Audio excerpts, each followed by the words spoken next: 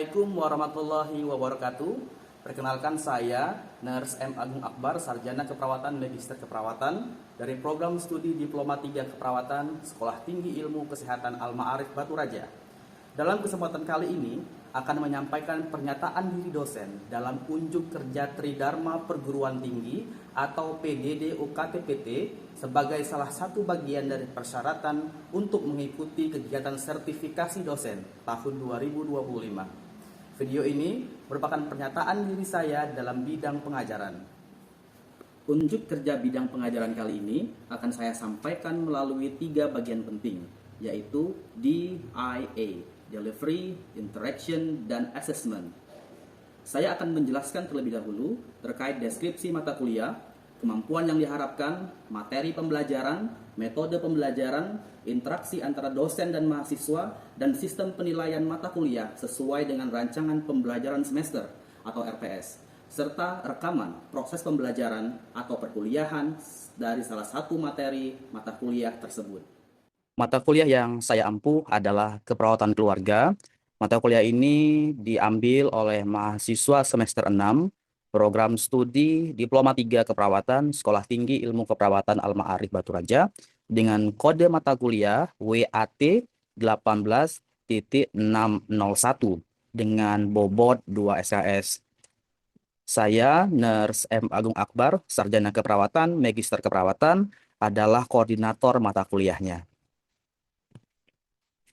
Baik, selanjutnya terkait dengan mata kuliah ini, mata kuliah keperawatan keluarga adalah agar mahasiswa dapat mendiskusikan tentang konsep keperawatan keluarga, menjelaskan konsep pelayanan kesehatan primer, mengidentifikasi berbagai model konseptual keperawatan keluarga, menjelaskan tren dan isu di bidang keperawatan keluarga, menjelaskan manajemen sumber daya keluarga, menginterpretasikan aspek legal dan etik, menyusun asuhan keperawatan keluarga, dan menerapkan asuhan keluarga sesuai dengan masalah kesehatan yang dihadapinya dan sesuai juga dengan tahap perkembangannya masing-masing.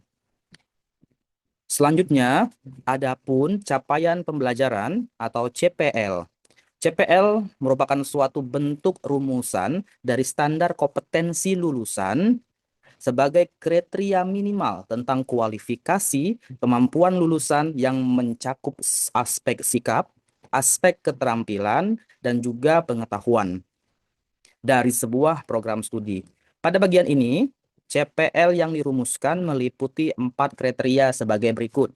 Pertama, dengan kode CPL.08 adalah mahasiswa mampu meningkatkan keahlian dalam bidang keperawatan melalui pembelajaran sepanjang hayat. Yang kedua, kode CPL.03, mahasiswa mampu melakukan komunikasi terapeutik dan menguasai keterampilan dasar keperawatan untuk melakukan asuhan keperawatan kepada klien melalui tim kerja. Yang ketiga, dengan kode CPL.05, mahasiswa mampu memberikan asuhan keperawatan pada individu, keluarga, kelompok, dan masyarakat dengan mengutamakan keselamatan klien dan mutu pelayanan berdasarkan perkembangan ilmu dan teknologi keperawatan untuk meningkatkan kualitas asuhan keperawatan dengan memperhatikan prinsip caring sesuai kode etik profesi. Dan yang terakhir, yang keempat, dengan kode CPL.02, mahasiswa mampu memahami ilmu keperawatan untuk melakukan asuhan keperawatan secara profesional dengan menggunakan pendekatan proses keperawatan. Selanjutnya juga terdapat capaian pembelajaran mata kuliah atau CPMK. CPMK ini adalah pernyataan tentang kemampuan yang diharapkan dicapai mahasiswa setelah menyelesaikan mata kuliah keperawatan keluarga ini. CPMK ini dirumuskan berdasarkan capaian pembelajaran lulusan atau CPL program studi yang dibebankan pada mata kuliah ini. CPMK ini berfungsi sebagai panduan bagi mahasiswa dalam belajar dan sebagai tolak ukur keberhasilan perkuliahan. Adapun capaian pembelajaran mata kuliah keperawatan keluarga adalah sebagai berikut. CPMK pertama, pada akhir semester, mahasiswa mampu mendiskusikan konsep keperawatan keluarga dengan komprehensif. CPMK kedua, yaitu pada akhir semester, mahasiswa diharapkan mampu menjelaskan konsep pelayanan kesehatan primer dengan komprehensif. CPMK ketiga, pada akhir semester, mahasiswa mampu mengidentifikasi model konseptual keperawatan keluarga dengan komprehensif. CPMK keempat, pada akhir semester, mahasiswa mampu menjelaskan tren dan isu dalam keperawatan keluarga dengan komprehensif. CPMK kelima, pada akhir semester, mahasiswa mampu menjelaskan manajemen sumber daya keluarga dengan komprehensif. CPNK keenam, pada akhir semester, mahasiswa mampu menginterpretasikan aspek legal dan etik keperawatan keluarga dengan komprehensif. CPMK ketujuh, pada akhir semester, mahasiswa mampu menyusun asuhan keperawatan keluarga dengan komprehensif. Dan CPMK ke-8 yang terakhir, pada akhir semester, mahasiswa mampu merancang asuhan keperawatan keluarga dengan masalah kesehatan dengan komprehensif. Selanjutnya, terdapat materi pembelajaran dalam mata kuliah ini. Materi pembelajaran adalah segala bentuk bahan yang digunakan untuk membantu dosen dalam melaksanakan kegiatan pengajaran di kelas. Pada mata kuliah keperawatan keluarga, ini memiliki 8 materi pembelajaran. Pertama, terkait dengan konsep keperawatan keluarga tentunya, dilanjutkan dengan konsep pelayanan kesehatan primer, lalu apa saja bentuk model konseptual keperawatan keluarga. Yang keempat, terkait dengan tren yang saat ini dan isu yang ada dalam keperawatan keluarga. Selanjutnya nomor 5 ada manajemen sumber daya keluarga, 6 aspek legal dan etik dalam keperawatan keluarga, 7 bagaimana konsep asuhan keperawatan keluarga, dan yang terakhir adalah asuhan keperawatan keluarga dengan masalah kesehatan ya sesuai dengan tahap perkembangan yang dihadapi oleh masing-masing keluarga. Selanjutnya, metode pembelajaran. Metode pembelajaran ini adalah cara atau teknik yang digunakan oleh dosen untuk menyampaikan materi kepada mahasiswa agar tujuan pembelajaran dapat tercapai dengan efektif dan efisien. Pada mata kuliah keperawatan keluarga ini, ada beberapa pendekatan yang kami sebagai tim dosen yang sudah kami susun beberapa metode pendekatan yang digunakan. Di antaranya yaitu pertama metode ceramah. Metode ceramah ini adalah metode pembelajaran konvensional yang sering kita gunakan oleh dosen untuk menyampaikan materi secara lisan kepada mahasiswa. Tujuannya ini sangat penting untuk memberikan pengetahuan yang mendasar atau pemahaman yang sifatnya konseptual secara sistematis. Selanjutnya, selanjutnya dari ceramah ada juga small group discussion atau SGD. Small group discussion ini adalah metode pembelajaran aktif yang melibatkan mahasiswa dalam membentuk kelompok-kelompok kecil nanti akan mendiskusikan suatu topik tertentu. Tujuannya tentu untuk mendorong pemahaman lebih mendalam dari mahasiswa yang mendukung kolaborasi dan keterampilan partisipasi aktif semua anggota. Selanjutnya juga kami menggunakan case method. Metode case method ini menggunakan studi kasus nyata ataupun juga bisa beberapa kasus-kasus simulasi sebagai bahan pembelajaran. Nanti mahasiswa diminta untuk menganalisis kasus dan memberikan bagaimana menceritakan asuhan keperawatan yang akan mereka lakukan. Tujuannya tentu adalah mengembangkan kemampuan analisis oleh mahasiswa, mereka mensintesis dan mengambil keputusan dari kasus yang mereka selesaikan. Selanjutnya yang keempat, juga kami menggunakan problem based learning atau PBL. PBL adalah pembelajaran berbasis masalah terbuka yang menuntut mahasiswa untuk memecahkan persoalan melalui proses investigasi mandiri dan kolaboratif. Tujuannya dapat mengembangkan kemampuan berpikir kritis, kemandirian belajar, dan juga problem solving gitu ya. Kami juga menggunakan pendekatan team based project. Metode ini melibatkan mahasiswa dalam sebuah proyek kolaboratif yang menuntut integrasi antara pengetahuan, lalu keterampilan mereka dalam melakukan asuhan keperawatan, dan kerja tim.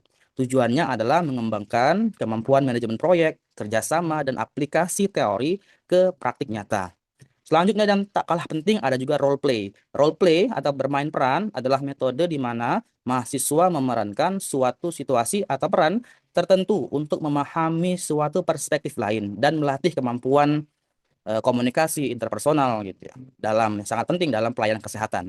Tujuannya meningkatkan empati, keterampilan sosial, respon profesional terhadap situasi yang nyata. Semua metode pembelajaran ini sudah kami tuangkan pada rencana pembelajaran semester yang telah kami susun. Pada bagian terakhir, kami juga telah menyusun komponen metode penilaian dalam mata kuliah keperawatan keluarga yang bervariatif.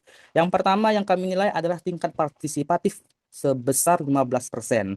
Nanti mahasiswa selama perkuliahan akan dinilai berdasarkan keaktifan mereka di kelas ataupun di luar kelas, baik selama diskusi, tanya jawab, ataupun kegiatan interaktif lainnya. Yang kedua, kami akan menilai dari case method sebesar 20%. Case method ini dari mahasiswa akan menganalisis kasus nyata atau simulasi asuhan keperawatan keluarga dengan berbagai masalah kesehatan yang dihadapi. Selanjutnya, porsi komponen 20% kami berikan pada team based project. Nanti mahasiswa yang sudah kami bentuk dalam kelompok akan melakukan praktik pengkajian keperawatan keluarga secara langsung dan berbasis simulasi. Kemudian akan menyusun laporan asuhan keperawatan keluarga secara komprehensif. Komponen 15% juga kami berikan pada tugas dan kuis, baik itu tugas individu dan kuis yang diberikan untuk menguji pemahaman mahasiswa terhadap teori keperawatan keluarga, model pendekatan keluarga, dan prinsip-prinsip intervensi asuhan keperawatan berbasis keluarga. Dan juga ujian tengah semester dan ujian akhir semester masing-masing 15% untuk mengevaluasi pemahaman dari mahasiswa. Terima kasih. Berikut tadi adalah gambaran terkait dengan deskripsi mata kuliah dari mata kuliah keperawatan keluarga. Terima kasih. Video unjuk kerja bidang pengajaran ini merupakan salah satu mata kuliah yang saya ampu, yaitu keperawatan keluarga, sesuai dengan rencana pembelajaran semester atau RPS. Video kali ini merupakan pertemuan ke-7 dengan bahan kajian konsep asuhan keperawatan keluarga. Metode perkuliahan yang saya gunakan dalam pertemuan ini adalah pertemuan tatap muka, ceramah, dan small group discussion yang akan dijelaskan dalam video berikut ini. Selamat menyaksikan.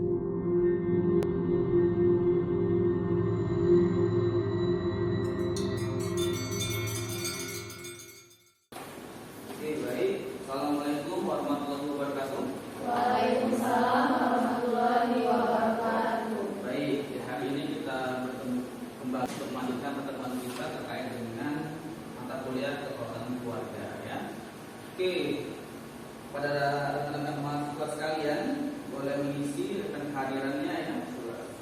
Isi absensi rekan hadir secara bergilir. Selanjutnya sebelum kita memulai perkuliahan pada pagi hari ini, silakan kita berdoa terlebih dahulu. Silakan berdoa. Oke, baik. Pada pertemuan hari ini kita melanjutkan pada materi sebelumnya ya. Materi sebelumnya kita sudah membahas terkait dengan konsep keluarga. Apa itu keluarga? Oke, sebelum kita masuk, Bapak akan recall kembali ya. Apakah kalian sudah paham dengan materi sebelumnya terkait dengan apa itu pengertian dari keluarga? Bisa kasih bantu Bapak yang bisa menjelaskan apa itu keluarga? Silakan. Ya, silakan. Di sini saya akan menyampaikan apa itu keluarga.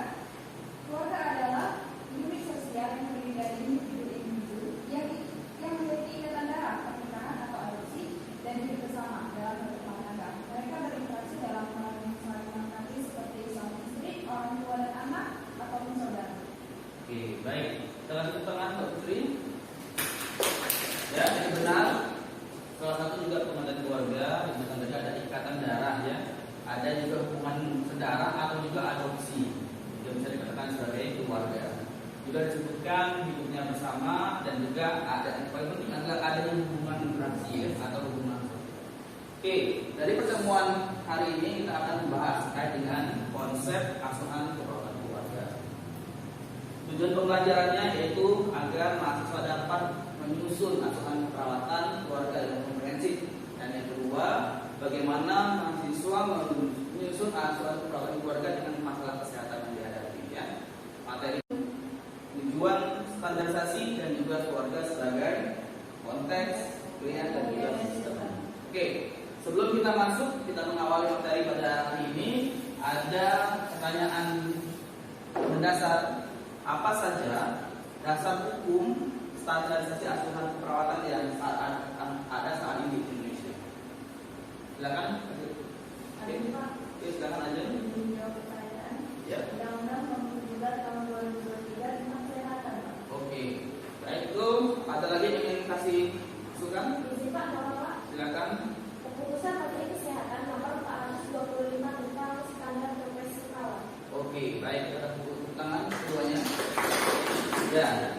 sekali ya, ada dua standar penting ya, yaitu undang-undang dan turunannya. Jadi undang-undang ini adalah yang mengatur dasar bagaimana perawat berperilaku, bertindak, apa saja kompetensinya, yang disebutkan dalam pasal 292. Jika setiap tenaga medis dan kesehatan ini punya standar profesi, ya, yang mana turunan undang-undang ini sudah disebutkan di dalam keputusan Menteri Kesehatan nomor 44/25 tentang standar profesi perawat, di mana di dalam dijelaskan asuhan perawatan juga diberikan kepada keluarga. Oke, tujuannya sangat banyak ya. Tujuan standar profesi asuhan perawatan sangat banyak. Dan mulai menjadi acuan, meningkatkan otonomi perawat. Kenapa? Hanya perawatlah yang memberikan asuhan perawatan ya. Komunikasi baik itu antar sejawat perawat dan juga antar profesi lain. Juga meningkatkan mutu asuhan, menguatkan proses pembelajaran dan juga memperluas area penelitian. Nah, yang paling penting adalah mengukur beban kerja. Kenapa beban kerja diukur? Karena terkait dengan reward atau gaji. Ya. Sekarang mau tanya lagi, apakah perawat yang bekerja di poliklinik, di ruang rawat dan di ICU itu beban kerjanya sama atau berbeda? Silakan kasih tanggapan. Oke, silakan. Beban kerja perawat sendiri tentu saja berbeda antara perawat poliklinik, perawat berat, dan ICU. Contohnya saja di poliklinik, perawat itu lebih sering menangani keluhan pasien yang berat dan tugas administratif yang tinggi. Sedangkan untuk perawat berat sendiri, mereka bertanggung jawab atas koordinasi tim untuk mengurus pasien yang membutuhkan kebutuhan medis yang kompleks. Sementara itu untuk perawat ICU sendiri, mereka lebih cenderung menangani pasien kritis yang membutuhkan perawatan intensif dengan masalah. Oke, baik, bagus sekali ya. Selamat buat Aulia. Benar sekali ya, beban perawat itu akan diukur dari beban kerja yang dilakukannya.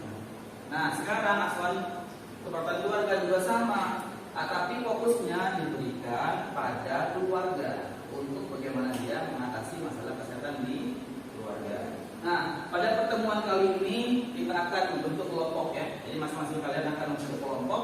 Kita akan mendiskusikan 3 poin besar terkait dengan kasus ini. Paham?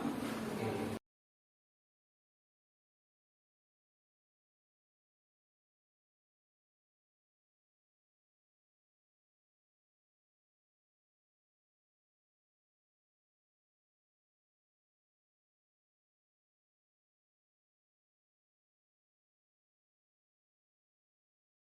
Sudah berdiskusi terkait dengan materi yang sudah kita berikan. Bapak silakan kepada kelompok 1 untuk membacakan hasil diskusinya terkait dengan pertanyaan pertama. Silakan. Sebutkan prinsip dalam keperawatan keluarga. Jawabannya, keperawatan keluarga didasarkan pada beberapa prinsip utama yang bertujuan untuk memberikan perawatan yang komprehensif dan holistik kepada keluarga sebagai unit dasar dalam masyarakat. Prinsip pertama, Kelompok sudah menyampaikan ya terkait dengan bahasan mereka dengan terkait prinsip dalam keperawatan keluarga. Silakan pada kelompok lain untuk menanggapi ataupun memberikan pertanyaan. Izin bertanya ke kelompok 1. Izin Pak, bertanya Pak. Jadi kan kita sudah dijelaskan, untuk saya bertanya bagaimana peran perawat keluarga dalam mendukung kesehatan anggota keluarga ini. Jadi, itu saja. Oke, baik, terima kasih. Baiklah, saudara semua, saya menjawab pertanyaan dari pertanyaan yang sudah dilakukan tadi mengenai bagaimana perawat keluarga dalam mendukung kesehatan anggota keluarga. Yang pertama itu mengenal masalah kesehatan. Yang kedua itu membuat keputusan tindakan kesehatan. Yang keempat adalah pada perawat. Yang ketiga itu memberi perawatan pada anggota keluarga yang sakit. Yang keempat memodifikasikan lingkungan atau menciptakan suasana rumah yang sehat. Yang terakhir yaitu memanfaatkan fasilitas kesehatan. Oke, tadi kita sudah berdiskusi terkait dengan konsep asuhan keperawatan keluarga ya. Kita sekarang sama-sama menyamakan persepsi apa itu asuhan keperawatan keluarga.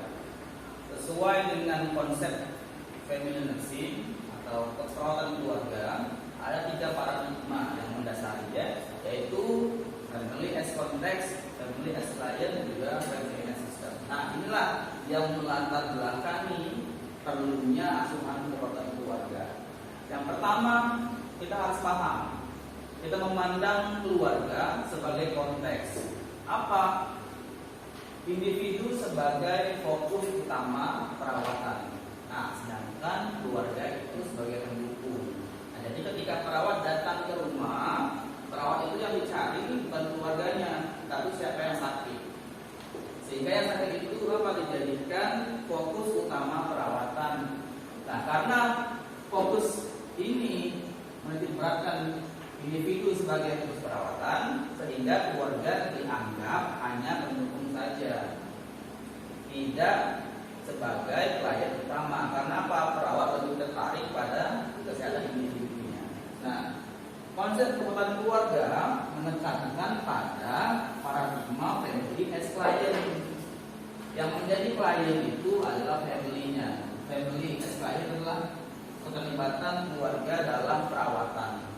Ya, fokusnya adalah di keluarga dan individu adalah fokus sekunder. Sehingga saat perawat melakukan kunjungan ke rumah, yang harus dikaji adalah keluarganya yang pertama. Kajian utama itu ada di keluarga. Sehingga kita bisa tahu keluarga itu bisa tidak melakukan perawatan pada keluarga yang sedang sakit atau beresiko atau meningkatkan kondisi kesehatannya ketika di rumah. Nah, hal ini secara garis besar melihat paradigma family sebagai sistem.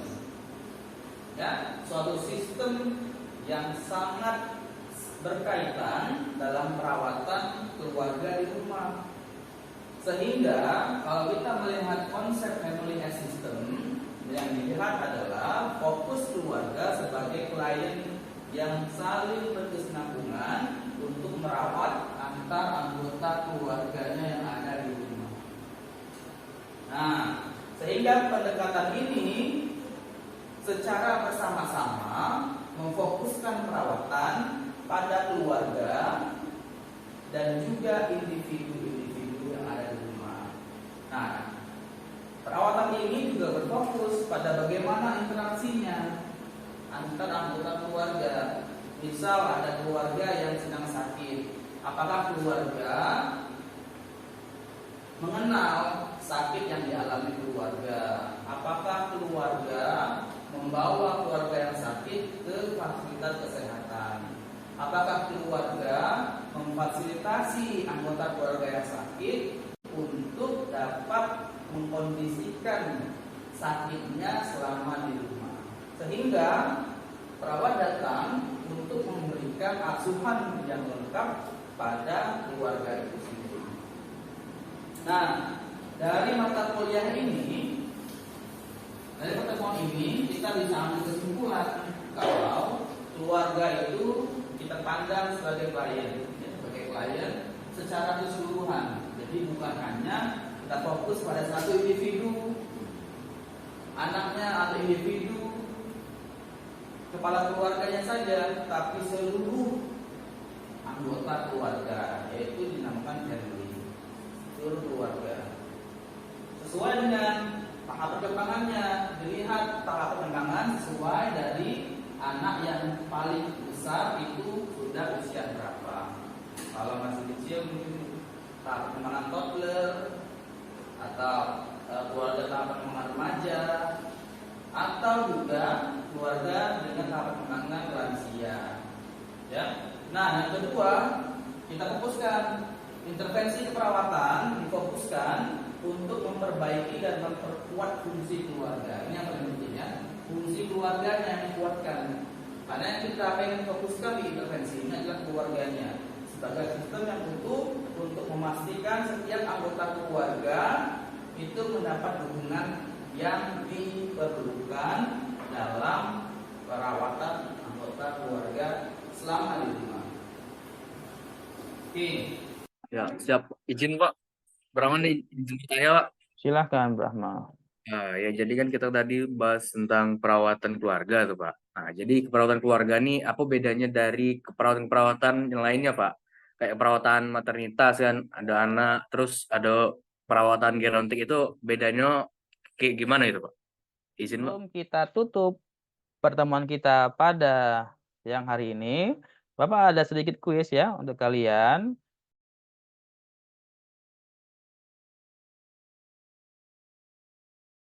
Itu saja yang bisa kita sampaikan pada pertemuan hari ini. Kita sudah membahas secara umum terkait dengan asuhan perawatan keluarga. Pertemuan berikutnya kita akan masuk ke dalam pengkajian. Nah, pengkajian keperawatan keluarga. Jadi siapkan masing-masing dari kalian tempat pengkajiannya. Materinya akan Mbak Ida akan baca nanti. Ini adalah referensi-referensi yang bisa kalian baca. Ada beberapa hasil riset dan juga buku-buku textbook dan buku-buku terbaru terkait dengan keperawatan keluarga bisa menambah kesenangan kehidupan kalian. Itu saja dan bisa Pak sampaikan di pertemuan hari ini. Kita bertemu kembali di pertemuan yang akan datang. Ada yang bertanya? Cukup? Oke, baik. Oke, Bapak Heri, wassalamualaikum warahmatullahi wabarakatuh. Waalaikumsalam warahmatullahi wabarakatuh. Demikian deskripsi singkat serta cuplikan video pembelajaran dari mata kuliah keperawatan keluarga yang saya ampuh. Semoga dapat memberikan gambaran dari kinerja yang saya lakukan di bidang pengajaran pada program studi Diploma 3 Keperawatan Sekolah Tinggi Ilmu Kesehatan Al-Ma'arif Batu Raja. Saya mengucapkan terima kasih kepada seluruh pihak yang terlibat, yaitu Kemendikti-Saintek, LL-Dikti Wilayah 2, serta seluruh sivitas akademika Sekolah Tinggi Ilmu Kesehatan Al-Ma'arif Batu Raja, dan seluruh tim sertifikasi dosen tahun 2025. Penyampaian unjuk kerja saya dalam bidang pengajaran sebagai bagian dari pelaksanaan Tridharma Perguruan Tinggi. Semoga apa yang saya sajikan dapat memberikan gambaran nyata atas komitmen dan kompetensi saya sebagai seorang dosen dalam mendukung proses pembelajaran yang berkualitas. Terima kasih atas perhatian dan kesempatannya. Wassalamualaikum warahmatullahi wabarakatuh.